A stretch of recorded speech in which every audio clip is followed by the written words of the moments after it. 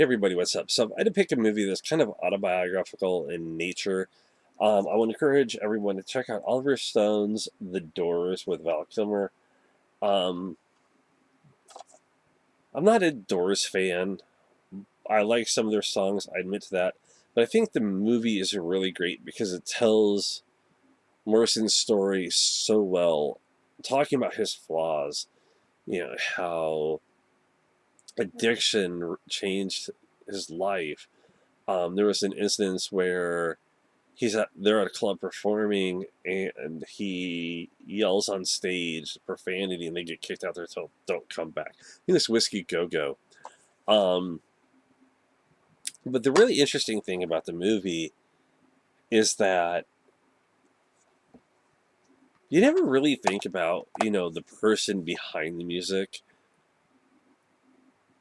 or how much of what we see is really there. A lot of people I've heard say, like Jim's still alive, he and his girlfriend fake their deaths. He's actually buried in Paris. One of the things is that in the graveyard he's buried in, at some point your body's dug up. Somebody else to put there. You only have so much time, which is weird in itself to think that, hey, bye, Jim. But it does also talk about his relationship with the band members, even after all the trouble he gets in. Like, he gets hit with obscenity charges for, you know, but I don't know. It's kind of like one of those movies you have to see, and I think Stone, who I think this is like might be the only film by him I've seen. I would have to look. Um, really did a great job with it, and Kilmer, he did an okay job in my opinion playing Jim.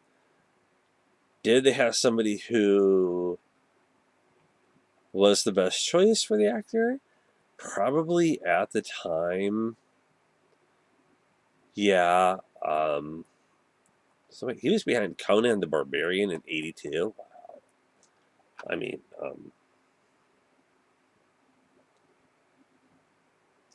uh, Oliver Stone. Uh, but oh yeah.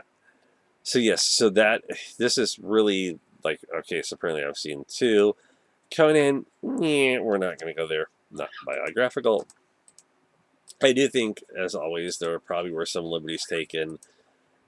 The scene with his girlfriend's death, his death, and how she handles his death is kind of weird. Um, Sorry, spoiler, but we should all by now, Jim died. Okay? And in a way, I know it's going to sound strange, and it's probably going to sound sick, but I think when some people when their bands end what most people get to be too soon, I don't think that's necessarily the case because with some bands, kind of like any musician, actor, director, whatever, at some point, there's only so far they can go. And that's really kind of what I liked about it. I mean, it does show this guy who died way too, in a sense, way too young, and how he got to that point. Jim kind of was a failed filmmaker, in school, but as a musician, as a lyricist, as a poet, even with his doing drugs and coming up with this stuff, you have to remember this is still incredible music. I mean, I've heard a rumor that "Baby Start My Fire" um, was done because he saw somebody with a toddler with a lighter in their hand. I'm kidding. But no, like I love how he got pissed off because they sold the rights for that song to Firestone. Funny in itself, uh, given their later problems.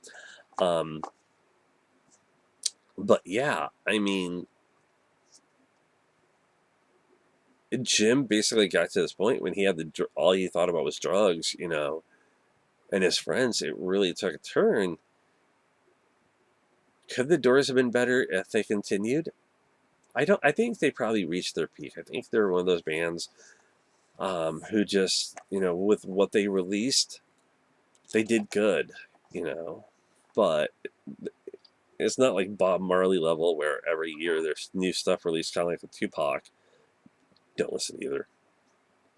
I don't. That is, but still, even with Prince, there's still this catalog of music that people are finding. But even then, the older stuff, a lot of people will agree with on music, is the best stuff. So yes, I do recommend people check out this movie. I'm sorry I don't have a lot to say about it. It's kind of like my personal beliefs in terms of like the band and the movie. There are scenes where Kilmer, I don't know. I think he could have done better in terms of like how he reacted, um, like when they got kicked out of the show. I think actually, let me double check something here. They were actually on the Ed Sullivan show, and this is the other part. I think he could have done better with the reaction wise. They were told you have to change certain lyrics, otherwise you can't. You'll never be able to come back. They go on stage. He does it the way he wants. They get told you can't come back, and he's like, "I'm fine with it." And his bandmates baffled.